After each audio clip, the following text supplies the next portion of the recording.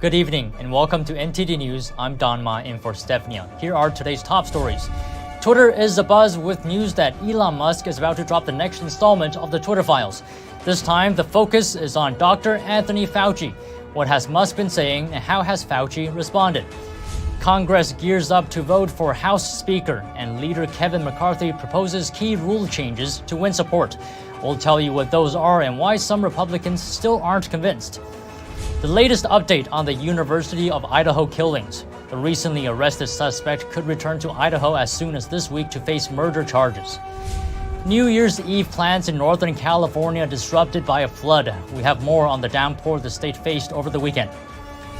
New laws in California and New York are raising eyebrows for some, from criminal prosecution to information about COVID. Many key issues are involved.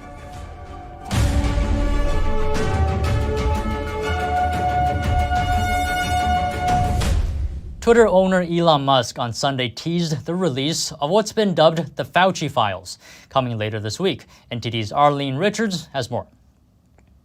After recent tweets critical of Dr. Anthony Fauci, new Twitter owner Elon Musk is now hinting he will soon release what's been dubbed the Fauci files. On Sunday, Juanita Broaddrick, who accused former President Bill Clinton of sexual misconduct, tweeted waiting for Fauci files. Musk responded, later this week. Fauci stepped down as White House chief medical advisor at the end of 2022. In a tweet last week, Musk said Twitter employees had an internal channel dedicated to Fauci. Musk said, despite these glaring issues, Twitter nonetheless had an internal Slack channel, unironically called Fauci Fan Club. Musk had criticized Fauci's push for gain-of-function research, saying it's just another way of saying bioweapon. Kash Patel, host of Kash's Corner and a former government official under the Trump administration, defined gain-of-function research. But it's just fancy for putting money into biological programs that sort of basically create viruses and then look for their vaccinations. In the Twitter thread, Musk shared a Newsweek article from September 2021 that carried the headline, "Fauci was untruthful to Congress about Wuhan lab research, new documents appear to show." Fauci has insisted that government funding wasn't used for gain-of-function research. Well, it is not. And if you look at the grant and you look at the progress reports, it is not gain-of-function, despite the fact that people tweet that. Last month, in an interview with scientific journal Nature, Fauci said Musk's remarks stir a lot of hate in people. He's also concerned about his safety. He said he had armed federal agents with me all the time. Arlene Richards, NTD News. According to the CDC's COVID-19 vaccine safety system called vSafe, nearly 8% of participants reported needing medical care during the monitored period. NTD's Daniel Monahan has more on that. It took 2 lawsuits and over a year before the CDC agreed to release data from its vSafe program. The vSafe system was designed to assess the safety of the COVID-19 vaccine. It has over 10 million individuals that use the system who do periodic health check-ins. Attorney Aaron Seary says vSafe is superior to VAERS because it's able to calculate a rate for adverse events. If 200,000 people report to vSafe that they have myocarditis, and there are 10 million people, you can figure out a 2% rate of myocarditis. vSafe also has a much higher participation rate than a clinical trial. The clinical trial for Pfizer had 30,000 participants compared to vSafe's 10 million. Moreover, Siri points out that the data from vSafe has not been filtered through any pharmaceutical company. And just like a clinical trial, vSafe relies on asking participants to provide information about their experience after the shot. vSafe gathers data from 2 categories, symptoms and health impact. Users can report symptoms in a check-the-box manner, things like fever, chills, pain, but some symptoms are missing. Pericarditis, myocarditis, transverse myelitis. So why the omission? One could theorize that the CDC didn't know that the vaccine could cause these issues when it rolled out vSafe in December 2020. But that's not the case. In October 2020, the CDC gave a presentation where it lists adverse events of special interest. That list included pericarditis, myocarditis, transverse myelitis, and seizures. But the CDC did not include these items which it knew were of special interest. The second V-Safe category is health impact. Users reported data every week for the first 6 weeks and then at week 12, 24, and 52. The check-the-box options included being unable to work or unable to do normal daily activities and whether health care was required. Siri sees one of V-Safe's biggest faults here. You would imagine they would have set a threshold above which they would have said, okay, we got to pull the plug on the shot. Whether that be 1 in 500 or 1 in 100 needing medical attention, about 800,000 people out of around 10 million people in V-Safe required medical care. 7.7%, that is 1 in 13 people. Yet the CDC did not pull the shot. 25% of those people needed emergency room care or were hospitalized, and another 48% sought urgent care. Siri says that the CDC previously only published information about the medical care rate in the first week after vaccination, which was around 0.3%. Meanwhile, the backlog of claims by people who allege they've been injured from the COVID-19 vaccine rose from 2,300 a year ago to now more than 7,500. The CDC maintains that COVID-19 vaccines are safe and effective. The V-Safe data was collected for up to a year after vaccination. The reported health issues may or may not have been the result of the COVID vaccination. Daniel Monahan, NTD News. A historic moment soon to unfold in Congress. An intense vote for House Speaker set for tomorrow. Some members challenging the status quo could draw the vote out for days. That would make it the first time in a century that a vote for Speaker would go to multiple ballots. Here's NTD's Melina Weisskopf to break it down for us. So right now there is just one member publicly saying he will challenge McCarthy tomorrow. That's Representative Andy Biggs from Arizona. Now Biggs already lost that internal nomination vote within the Republican Party a couple of weeks ago, but it is important to put that vote into context. Biggs won about 30 votes, which means there were 30 Republicans who voted against McCarthy already. And now Biggs says he's up for the challenge yet again. Here's why. We would restore rules that were in place for literally over 100 years before Nancy Pelosi came in and shrunk them. We would we devolve and divest power away from the center. And by opening that up, we'd create good process, and good process will make good policy. Now, some members have indicated they will vote for Biggs tomorrow, and McCarthy, he can only afford to lose just 4 votes because of that slim margin in the House. Now, there has been for a while now a group of 5 Republicans who have been so-called hard no votes. They will not vote for McCarthy tomorrow, but the latest pushback against McCarthy is depicted here in a letter from 9 House Republicans. Representative Scott Perry posted that letter on Twitter, writing, "Time to make the change or get out of the way." In that letter, they pretty much thanked McCarthy for his efforts for proposing those rule changes, but they said it's too late. And in essence, they were criticizing these new proposed rule changes. One of the most notable being the motion to vacate. So McCarthy conceded in a way here with allowing the motion to vacate to be reinstated, and it would allow just 5 members to call a vote to replace the Speaker. But this group of 9 Republicans and other members in the House Freedom Caucus say this just isn't enough. And another interesting rules change would allow members to target and reduce the salaries of federal employees. But of course, all of these rules will only be laid on the table for members to vote on after they elect the Speaker, that being the first step. And as for how long that will take, it's still unclear with the challenge that's playing out right now. It could take days for us to know the results. The longest vote in history was back in the 1850s, and that lasted about 2 months. And as Republicans are set to take over the House tomorrow, the incoming House Majority Leader revealed over 10 legislative proposals that he'll bring up for consideration. Here's an overview of some of them. In a letter to his GOP colleagues, incoming House Majority Leader Steve Scalise of Louisiana listed 8 bills and 3 resolutions that he will be scheduling for Republicans to take up in their first 2 weeks of work after the 118th Congress begins at noon on Tuesday. He says voters have made their desire for change clear in the midterms.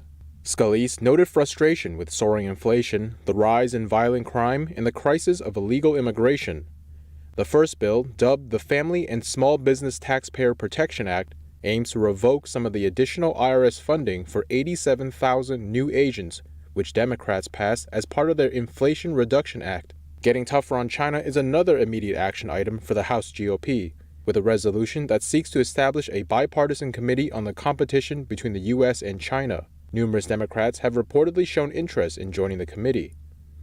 In terms of domestic crime, Scalise put forward the Prosecutors Need to Prosecute Act, which would allow the public to see how many cases prosecutors are declining to prosecute, along with the number of criminals released onto the street and the number of offenses committed by career criminals. On border security, Scalise put forward a bill called the Border Safety and Security Act, which would give the Department of Homeland Security, DHS, the power to turn away people crossing the border illegally in order to gain operational control of the border. Scalise is also proposing 3 abortion-related measures, 2 bills, and a resolution. Among other things, they would prohibit federal funding for abortions, condemn attacks on pro-life facilities, and ensure that infants born alive after a failed abortion would receive the same legal protection and health care as a newborn. In addition to the ready-to-go bills, Scalise said House Republicans would also develop oversight plans to bring, quote, much-needed accountability to the Biden administration. Meanwhile, President Biden joined Republican officials today to tout bipartisanship. NTD's Iris Tao has more. And coming back to a changed Washington, President Biden will open the new year with a bipartisanship blitz. And Biden's traveling to Kentucky on Wednesday to tout infrastructure investment. There, he'll make a rare joint appearance with Senate Republican leader Mitch McConnell, as well as the state's Republican governor. The Wednesday stop will come just a day after Republicans take power in the House, and it will be just a start. Biden's expected to make stops around the country over the coming weeks, touting what he calls bipartisan achievements. Meanwhile, and too often we see each other as enemies, not as neighbors, as Democrats and Republicans, not as fellow Americans. At the end of last year, Biden appealed for less partisanship, and last week he sounded optimistic about the coming year. 2023 is going to be a good year. Looming over Biden's efforts to show bipartisanship is his decision on whether to announce a 2024 bid. He said he would consult with family members over the holidays, but didn't give a solid answer when asked on Friday. Did you talk to your family about running for re-election, sir? There's an election coming up? Yeah. I didn't know that. Biden will turn 81 at the end of this year and be 82 when the next presidential election comes around. Reporting by Iris Tao, NTD News. And an update on the University of Idaho murders. The suspect accused of killing 4 students plans to waive his extradition at a hearing this week in his home state of Pennsylvania. That could expedite his return to Idaho. The suspect, 28-year-old Brian Koberger, is facing 4 counts of first-degree murder. His attorney emphasized that his client should be presumed innocent until proven otherwise, and his family says they've fully cooperated with law enforcement. Authorities haven't publicly confirmed a possible motive or if the suspect knew the victims, and police in Moscow, Idaho still haven't found the murder weapon. Idaho state law limits what information can be released until the suspect makes his first appearance in Idaho court. When that happens, the probable cause affidavit, which details the facts leading to his charges, will be unsealed, according to a county prosecutor. And over to the West Coast, California had a wet start to the new year. Parts of the state were flooded over the weekend. Heavy rain caused power outages, road closures, and at least 2 rivers to spill over. NTD's Jeremy Sandberg has more. A powerful weather system called an atmospheric river brought heavy rain to parts of Northern California on New Year's Eve. Atmospheric rivers are columns in the atmosphere that can carry moisture thousands of miles. Heavy flooding partially submerged cars in San Francisco on Saturday. The storm caused 2 levees to break down near Sacramento, flooding roads and fields. Spillover from the Cosumnes River forced the closure of Highway 99 south of Elk Grove. Highway 101 was temporarily closed in both directions in South San Francisco Saturday. Highway 50 and Interstate 80 also had to be partially shut down temporarily. Officials reported at least 2 storm-related deaths. 1 person was found inside a completely submerged vehicle in southern Sacramento County, and another struck by a fallen tree at a state park in Santa Cruz. The storm forced some residents out of their homes on New Year's Eve after evacuation orders were issued. Others had to be rescued from their cars. Around 235,000 homes and businesses were without electricity in California and Nevada on Sunday. On the other side of the coin, the moisture could bring some relief for drought-stricken areas. 2022 started out with California's driest beginning to the year on record. It's still not clear how much of a dent the storm will make on drought conditions. Over 15 million people from the west coast to Wisconsin were under winter weather alerts Sunday. Jeremy Sandberg, NTD News. A new year often brings new laws, some more controversial than others. Laws that took effect in California and New York on New Year's Day are raising some. A few controversial laws took effect in California on New Year's Day. One of them is Senate Bill 107 on so-called gender-affirming health care. Some say it makes California a sanctuary state for kids who think they're transgender. This law protects the use of drugs and surgery for cross-sex procedures provided to teens from states where such measures are not allowed. The law also prohibits doctors from releasing information about such treatment to other states.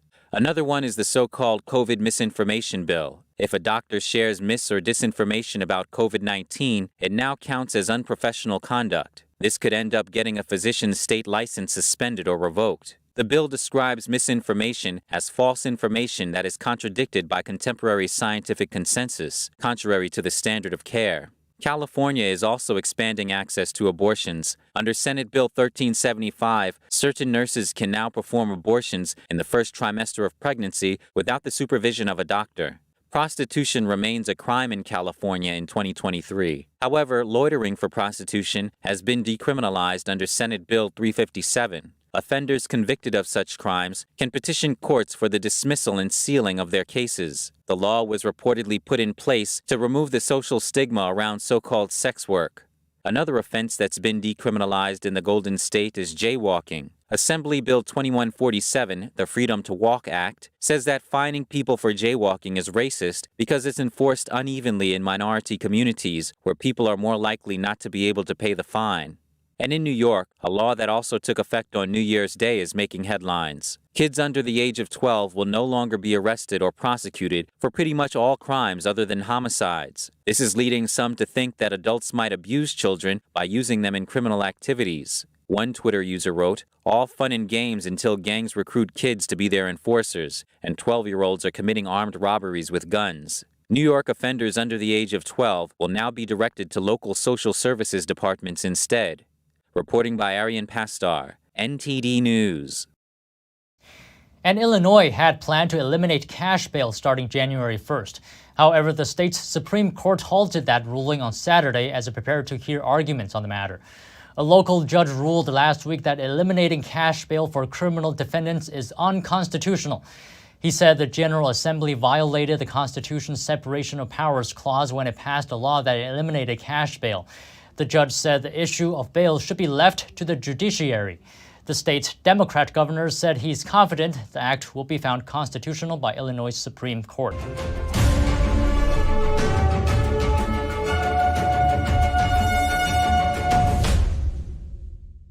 Shenyun Creations, the streaming platform from Shenyun, featuring world-class dance, past programs, and all original music.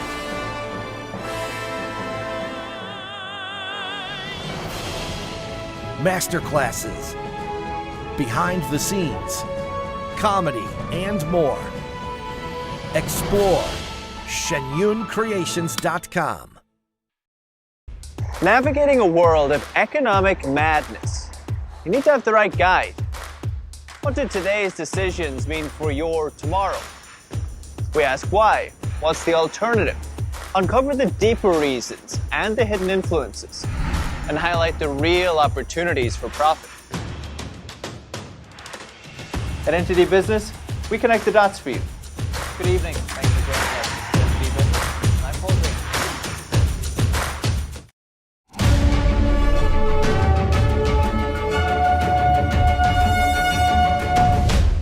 for the US after refusing to concede. He has repeatedly hinted at election fraud in last October's election. Cost MNS, NTD News. And now over to sports news. Here's NTD's Dave Martin with today's top stories. Thank you, Dawn. The thrilling college football playoffs Saturday drew the largest TV ratings in their 9-year history, aside from New Year's Day games. ESPN, which aired the games, said the dramatic wins by Georgia and TCU drew an average of 21.7 million viewers. Meanwhile, the combined margin of victory of 7 points was the lowest ever for the playoffs, as both New Year's Eve games came down to the wire. Michigan was down 6 with the ball in the final minute, but was unable to score, while Ohio State missed a game-winning field goal as time ran out, just as the clock struck midnight on the East Coast. Georgia and TCU are now set to square off on January 9 for the national title. And in college basketball news, Purdue retained their #1 ranking in the AP poll for the 4th straight week. The Boilermakers are now one of just 2 remaining undefeated teams in Division I and garnered 60 of the 61 possible first-place votes. Now behind them, the top 5 was shaken up by UConn's loss that dropped them from 2nd to 4th. Houston and Kansas, meanwhile, moved up to 2nd and 3rd respectively, while Arizona rounded out the top 5. Meanwhile, losses by Kentucky and North Carolina moved both of the perennial powerhouse schools out of the rankings. And for your sports viewing schedule tonight, plenty of options around, as the NBA has 11 games on tap featuring the Brooklyn Nets, who've now won 11 straight games hosting the Spurs. And in hockey, the NHL has a pair of games tonight, including the defending Stanley Cup champion Colorado Avalanche taking on the Vegas Golden Knights. And in college football, after a triple header this afternoon, the granddaddy of them all, the Rose Bowl, with Penn State battling Utah, is currently in progress. And finally, for you NFL fans, the Cincinnati Bengals host the Buffalo Bills on Monday Night Football. And that's all for your sports news. Back to you, Dawn. And finally, as tens of thousands leave Hong Kong for new lives abroad, many are craving a childhood favorite drink that's become a symbol of the city's culture. NTD's Andrew Thomas has more on the nostalgic beverage. The tea is called Sasan Tang. The beverage is sweet and heavy with evaporated milk. Now workshops are popping up to teach professionals to brew the beverage. Milk tea is very important to the Hong Kong people because since we were small, we went to Cha Chan Tong with our parents to drink milk tea and have breakfast, eating macaroni and toast. It's our custom to drink a cup of milk tea every morning with bread or egg tart. Eric Tam is a 41-year-old manager at an insurance company. He now lives in the UK. Tea is a big part of the culture in England, but he says the taste isn't the same. I lived in Hong Kong for decades. It would be wrong for me to say I don't miss Hong Kong. I can't fully merge into the British local culture so soon. I always think about Hong Kong. Milk tea definitely helps me reminisce about a part of Hong Kong's taste. Tam moved to Liverpool with his family in June. But before Tam left, he signed up for lessons at the Institution of Hong Kong Milk Tea. He says that milk tea is a form of silent resistance. To a certain extent, it's keeping our identity as Hong Kongers. When we can keep this food culture and our preference for milk tea overseas, it's like being in a part of Hong Kong. Hong Kong's protest movement has even called itself part of a milk tea alliance. Following a law that silenced or jailed most political opposition, over 130,000 residents have secured a special visa. The document allows them to live and work in the UK and apply for British citizenship after 6 years. The UK called China's 2020 national security law a clear breach of the 1984 Sino-British Joint Declaration. The declaration included a promise to retain the former British colony's rights and freedoms for 50 years from 1997. Andrew Thomas, NTD News. And that's all for today's news. Thank you for tuning in. I'm Don Ma. Good night.